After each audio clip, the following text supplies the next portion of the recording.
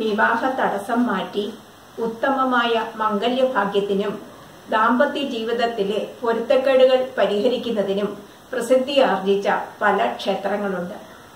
ഈ ക്ഷേത്രങ്ങളിൽ തൊഴുത് പ്രാർത്ഥിച്ച് വഴിപാടുകൾ നടത്തിയാൽ ഫലസിദ്ധി ഉണ്ടാകും. ശ്രീകണ്ഠേശ്വരത്തെ നിർമാല്യവും ദുർഗാക്ഷേത്രത്തിലെ സ്വയംവര ഹോമവും. തിരുവനന്തപുരത്തെ ശ്രീകണ്ഠേശ്വരം ശിവക്ഷേത്രത്തിൽ 41 ദിവസം നിർമാല്യം തൊഴുതാൽ ഇഷ്ടമംഗല്യസിദ്ധി ഉണ്ടാകുമെന്ന് വിശ്വാസം. തുടർച്ചയായി 12 തിങ്കളാഴ്ച നിർമാല്യം തൊഴുന്നതും ഉത്തമമാണ്. 12 തിങ്കളാഴ്ചകളിൽ വ്രതം അനുഷ്ഠിച്ച് ശ്രീകണ്ഠേശ്വരത്തെ ദർശനം നടത്തുകയും വഴിപാട് നടത്തുകയും ചെയ്താൽ ഇഷ്ടമംഗല്യവും ദാമ്പത്യ സൗഖ്യവും സിദ്ധിക്കും. Phone number 047124722233. ശ്രീകണ്ഠേശ്വരം ക്ഷേത്രത്തിൻ്റെ തെക്കുഭാഗത്തുള്ള ദുർഗാക്ഷേത്രത്തിൽ വിവാഹ തടസ്സം മാറുന്നതിന് നടത്തുന്ന സ്വയംവര ഹോമം പ്രസിദ്ധമാണ്. ഉച്ചപൂജയ്ക്ക് ശേഷമാണ് ഇവിടെ സ്വയംവര ഹോമം നടത്തുന്നത്. വിവാഹ തടസ്സം നേരിടുന്ന വ്യക്തിയും ഹോമം നടക്കുന്ന സമയത്ത് ഇവിടെ ഉണ്ടാകണം.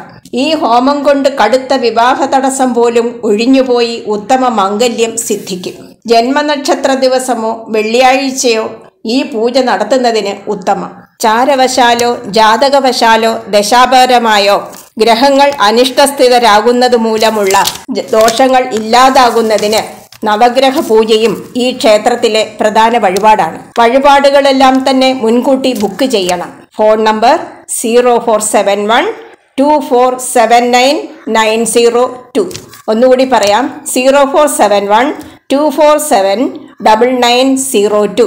മരുതൂർ ക്ഷേത്രത്തിലെ വൃഷഭ ഗോദാനം. തിരുവനന്തപുരം ബാലരാമപുരത്ത് വിഴിഞ്ഞത്തേക്ക് പോകുന്ന വഴി ഉച്ചക്കടയുടെ സമീപമാണ് മരുതൂർ മഹാദേവ ക്ഷേത്രം. ജാതകദോഷം കൊണ്ട് വിവാഹം നടക്കാത്തതിന് പരിഹാരമായി ഈ ക്ഷേത്രത്തിലെ ശിവന്റെ വാഹനമായ നന്ദിക്ക് നടത്തുന്ന പ്രത്യേക പൂജയാണ് വൃഷഭ ഗോദാനം.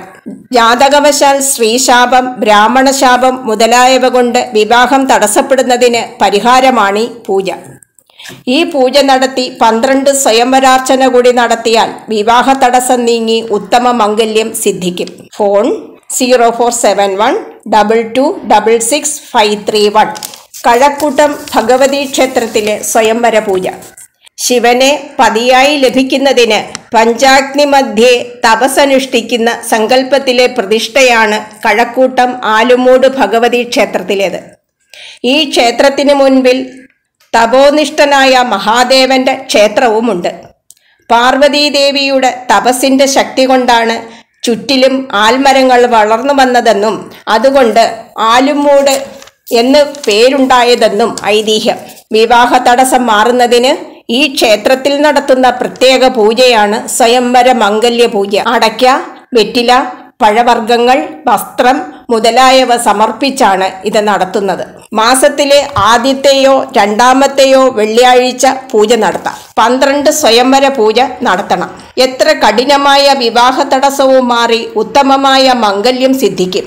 ശുക്രനോ ചന്ദ്രനോ അനിഷ്ടസ്ഥിതിയോ നീചത്തിൽ നിൽക്കുകയോ ചെയ്യുന്നത് മൂലമുള്ള തടസ്സം മാറുന്നതിന് ഈ പൂജ ഫലപ്രദമാണ്. Phone number 9475000878.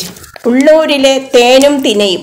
മംഗല്യ തടസ്സം മാറാൻ ഉള്ളൂർ ബാലസുബ്രഹ്മണ്യ സ്വാമി ക്ഷേത്രത്തിൽ നടത്തുന്ന വിശിഷ്ട വഴിപാടാണ് തേനും തിനയും. വള്ളീദേവി സുബ്രഹ്മണ്യന് തേനും തിനയും നൽകി സൽക്കരിച്ചുവെന്നും സന്തുഷ്ടനായ സുബ്രഹ്മണ്യൻ ദേവിയെ പരിണയിച്ചെന്നുമാണ് ഐതിഹ്യം.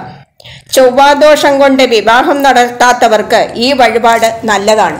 ജന്മനക്ഷത്രം തോറും 1 വർഷമോ മാസത്തിലെ ആദ്യ വെള്ളിയാഴ്ച എന്ന നിലയിൽ 1 വർഷമോ വഴിപാട് നടത്താം. ദമ്പതികൾ തമ്മിലുള്ള പരസ്പര അനുരാഗം വർദ്ധിക്കുന്നതിനും ഇഷ്ടമംഗല്യസിദ്ധിക്കും പൊരുത്തവശാലുള്ള മധ്യമ രഞ്ജുദോഷ പരിഹാരത്തിനും ഈ വഴിപാട് നല്ലതാണ്. സന്താന ലാഭത്തിന് 12 ഷഷ്ഠി ദിനങ്ങളിൽ നടത്തുന്ന പഞ്ചാമൃത അഭിഷേകവും ഇവിടെ പ്രധാനമാണ്. ഫോൺ 9449052862 9447065065. ഇളമ്പൂരിലെ നാരങ്ങ വിളക്ക്. കൊല്ലം കൊട്ടാരക്കര റൂട്ടിൽ കുണ്ടറയ്ക്കടുത്താണ് പടിഞ്ഞാറ് ദർശനമായിരിക്കുന്ന ദുർഗാ ഭഗവതിയുടെ ഈ ക്ഷേത്രം. നിശ്ചിത വെള്ളിയാഴ്ചകളിൽ ഈ ക്ഷേത്രത്തിൽ നാരങ്ങാവിളക്ക് കത്തിച്ചാൽ വിവാഹ തടസ്സം മാറുമെന്നാണ് വിശ്വാസം. രാഹുർദശയോ കേതുദശയോ അനുഭവിക്കുന്നവർക്കും ഈ ഗ്രഹങ്ങൾ 7ാം ഭാവത്തിൽ നിൽക്കുന്നവർക്കും ഈ വഴിപാട് ഫലസിദ്ധി നൽകും.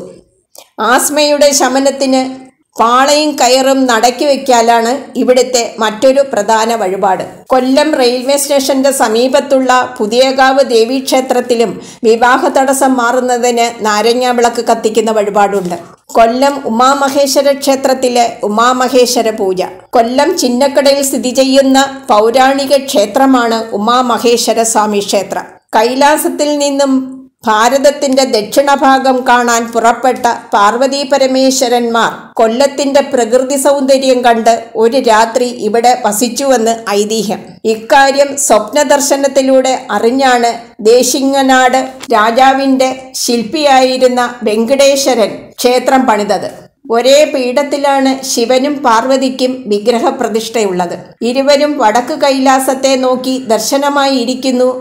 ഇത്തരം ഒരു ക്ഷേത്രം അപൂർവമാണ്. വിവാഹ തടസ്സം മാറുന്നതിന് ഭാഗ്യസൂക്താർച്ചനയോടെ 12 സ്വയംവരാർച്ചനയും ഉമാമഹേശ്വര പൂജയുമാണ് ക്ഷേത്രത്തിൽ നടത്തേണ്ടത്. ദമ്പതികൾ തമ്മിലുള്ള കലഹം മാറാനും പരസ്പര സ്നേഹം വർദ്ധിക്കാനുമാണ് ഉമാമഹേശ്വര പൂജ നടത്തുന്നത്. വിവാഹമോചനത്തിൽ എത്തിയ ദമ്പതികൾ വരെ ഇവിടെ ഉമാമഹേശ്വര പൂജ നടത്തി സന്തോഷപൂർണമായ ദാമ്പത്യ ജീവിതം നയിക്കുന്നു. ഫോൺ 0474274357 മാരാരിക്കുളം ക്ഷേത്രത്തിലെ സ്വയംവര പൂജയും ഹോമവും. സ്വയംഭൂവായിരിക്കുന്ന ശ്രീ പരമേശ്വരന്റെ മുമ്പിൽ സ്വയംഭൂവായ പാർവതീദേവി അധിവസിക്കുന്ന അപൂർവ ക്ഷേത്രമാണ് മാരാരിക്കുളം മഹാദേവ ക്ഷേത്രം. കാമദേവനെ ദഹിപ്പിച്ച ശേഷം ശിവൻ പാർവതിയെ ദർശിക്കുന്ന ക്ഷേത്രമായതുകൊണ്ടാണ് മാരാരിക്കുളം എന്ന പേരുണ്ടായത്. മംഗല്യ തടസ്സം നീങ്ങുന്നതിന് നടത്തുന്ന സ്വയംവര പൂജയാണ് പ്രധാന വഴിപാട്. എല്ലാ മാസത്തിലെയും ആദ്യത്തെയോ രണ്ടാമത്തെയോ തിങ്കളാഴ്ചകളിൽ 1 വർഷത്തേക്കാണ് ഈ പൂജ നടത്തേണ്ടത്. ക്ഷിപ്രഫലസിദ്ധിയുള്ള ഈ പൂജ വിവാഹം നടന്നാലും 1 വർഷത്തേക്ക് നടത്തണം എന്നാണ് ആചാരം. കൂടാതെ സ്വയംവര പുഷ്പാഞ്ജലിയും നടത്തണം.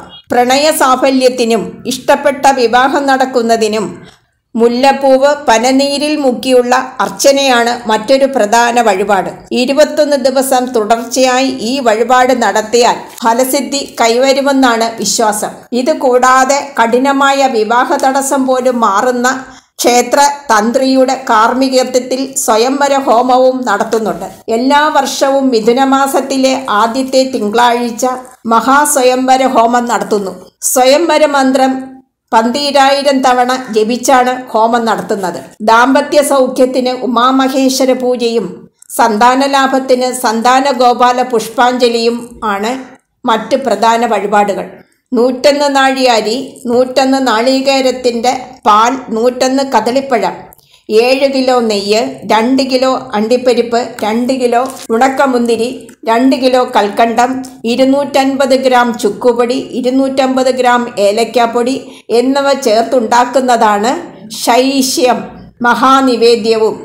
ഏലക്കാപ്പൊടി എന്നിവ ചേർത്തുണ്ടാക്കുന്ന ശൈശ്യം മഹാനിവേദ്യവും ക്ഷേത്രത്തിലെ പ്രധാന വഴിപാടാണ്. സന്താനലാഭത്തിനും വിഘ്നം മാറുന്നതിനുമാണ് ഈ വഴിപാട് നടത്തുന്നത്. തൂക്കുപാലീശ്വരം നിരത്തില വഴിപാട്.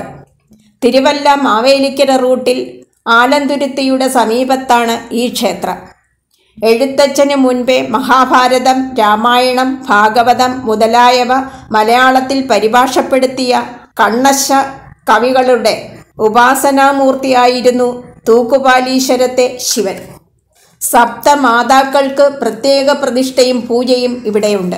ചണ്ഡികാദേവി ചണ്ഡമുണ്ടാസുരന്മാരുമായി യുദ്ധം ചെയ്യുന്ന സമയത്ത് ദേവിയെ സഹായിക്കുന്നതിന് ബ്രഹ്മാവ്, വിഷ്ണു തുടങ്ങിയവരുടെ ശക്തികൾ ആവിർഭവിച്ചുവെന്നും അവരാണ് സപ്തമാതൃക്കൾ എന്നുമാണ് സങ്കല്പം. അക്ഷസൂത്രവും കമണ്ഡലവും ധരിച്ച രൂപത്തിൽ ബ്രാഹ്മി, ശംഖചക്രഗദാ പത്മധാരിണിയായി വൈഷ്ണവി, ശ്രീശൂലവും ചന്ദ്രക്കലയും നാഗാഭരണങ്ങളുമായി ശങ്കരി, വേലായുധധാരിണിയായി കൗമാരി, വജ്രായുധധാരിണിയായി ഇന്ദ്രാണി, വരാഹമുഖിയായി വരാഹി, സിംഹമുഖിയായി നാരസിംഹി എന്നിങ്ങനെയാണ് സപ്തമാതൃ സങ്കല്പം. വിവാഹ തടസ്സം മാറുന്നതിന്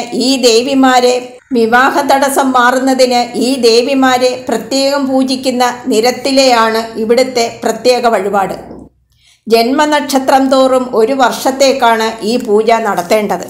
ശുക്രന് മൗഢ്യം, നീചസ്ഥിതി മുതലായവ സംഭവിച്ചതുകൊണ്ടോ സ്ത്രീശാപം, ശത്രുദോഷം, ആഭിചാരദോഷം മുതലായവ കൊണ്ടോ വിവാഹം തടസ്സപ്പെട്ടവർക്ക് ഈ വഴിപാട് ഫലപ്രദമാണ്. ആസ്മ തുടങ്ങിയ രോഗങ്ങൾ ശമിക്കുന്നതിന് തൊട്ടിയും കയറും നടക്കിവയ്ക്കൽ, വാതരോഗത്തിന് ആട്ടിയ എണ്ണ എന്നിവയാണ് പ്രധാന വഴിപാടുകൾ. ഇവിടുത്തെ ശിവൻ ദക്ഷിണാമൂർത്തി സങ്കല്പത്തിലാണെന്നതുകൊണ്ടാണ് വിദ്യാർത്ഥികളുടെ പഠനത്തിലുള്ള തടസ്സം മാറുന്നതിനും കവികൾക്കും കലാകാരന്മാർക്കും വിജയം നേടാനും ക്ഷേത്രത്തിൽ ദർശനം നടത്തി വഴിപാടുകൾ നടത്താം. ഫോൺ 9447454898. തിരുവഞ്ചൂരിലെ വെള്ളിത്തിരുമണ പൂജ. ചൊവ്വാദോഷം കൊണ്ട് വിവാഹം തടസ്സപ്പെട്ടവർക്ക് ഉത്തമ മംഗല്യത്തിനാണ് വള്ളിത്തിരുമണ പൂജ. വള്ളി കല്യാണമൂർത്തിയാണ് ഇവിടുത്തെ സുബ്രഹ്മണ്യൻ. ഒരേ കോമ്പൗണ്ടിൽ തന്നെ സുബ്രഹ്മണ്യൻ, ദേവി, അയ്യപ്പൻ, ശ്രീകൃഷ്ണൻ എന്നിവർക്ക് 4 ക്ഷേത്രങ്ങൾ സ്ഥിതി ചെയ്യുന്ന അപൂർവതയും ഇവിടെയുണ്ട്.